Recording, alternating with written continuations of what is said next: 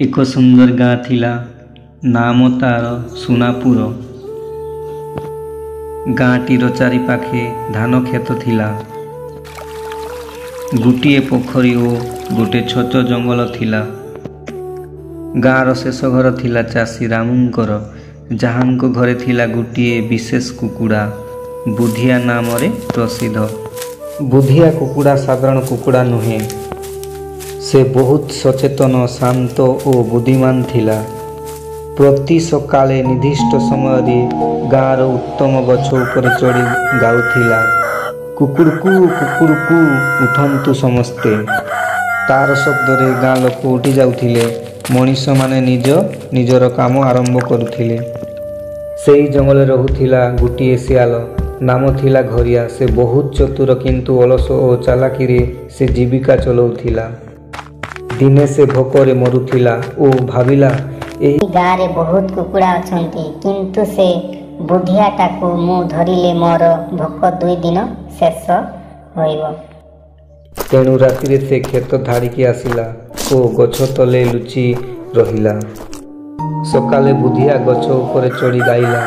ଶିଆଳ ମୋହିତ ହୋଇ ଦେଖୁଥିଲା। ଯେତେବେଳେ ବୁଧିଆ ତଳକୁ ଆସିଲା, ସେ ଜାଲି ମିଛ ହସେଇ କହିଲା, ଆରେ ବୁଧିଆ ଭାଇ, କି ଚମତ୍କାର ଶବ୍ଦରେ ତୁମ ଗୀତରେ ସ୍ୱର୍ଗ ନାଚୁଛି। ମୁଁ ତୁମର ଭକ୍ତ ହେଇଗଲି। ବୁଧିଆ ହସିଲା। ସେ ବୁଝିଗଲା ଯେ ଶିଆଳ କିଛି ଚତୁରାଇ ଚାଲିଛି। ତଥାପି ଶାନ୍ତ ଭାବେ କହିଲା, ଧନ୍ୟବାଦ ଭାଇ, ତୁମେ ଭଲ କହିଲ, କିନ୍ତୁ ଏତେ ସକାଳେ ଜଙ୍ଗଲ ଛାଡ଼ି ଆସିଲ କାହିଁକି? ଶିଆଳ ହସିକି କହିଲା, ହେଉଛି କଥା ଏ, ଗତକାଲି ସିଂହରାଜା ଆଜ୍ଞା ଦେଇଛନ୍ତି, ଏବେ ଜଙ୍ଗଲରେ କୌଣସି ପଶୁ ଆଉ କାହାକୁ ଖାଇବେ ନାହିଁ। ସମସ୍ତେ ମିଳିମିଶି ରହିବେ। ଏହି ଖୁସିରେ ମୁଁ ତୁମ ସହିତ ହାତ ମିଶାଇବାକୁ ଆସିଛି। ବୁଧିଆ ଭାବିଲା, ଏହା ନିଶ୍ଚୟ ମିଛ କଥା, କିନ୍ତୁ ଦେଖିବି କେଉଁ ପର୍ଯ୍ୟନ୍ତ ନାଟକ କରେ। ସେ ଗଛ ଶିଖରେ ହସି କହିଲା, ଆରେ ଭଲ ଖବରରେ, ତେବେ ମୋତେ ମଧ୍ୟ ଖୁସି ଲାଗିଲା।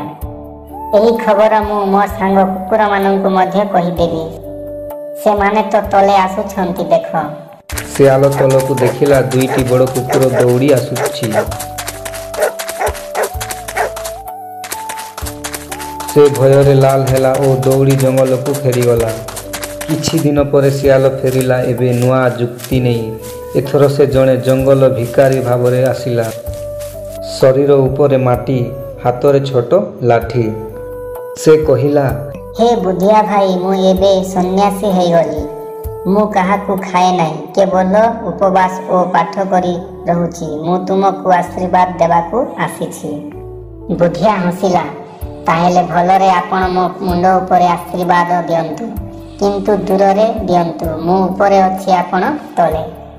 ଶିଆଳ ମିଛ ହସିଲା ଓ ଗଛ ଚଢ଼ିବାକୁ ଚେଷ୍ଟା କଲା, କିନ୍ତୁ ଏକ ଶାଖା ଭାଙ୍ଗି ପଡ଼ିଲା। ସେ ମାଟିକୁ ଲାଗିଗଲା। ସେ ଗୋଟିଏ ଖାଲ ଭିତରେ ପଡ଼ିଲା ଓ ତାଠୁ ବାହାରି ପାରିଲା ନାହିଁ।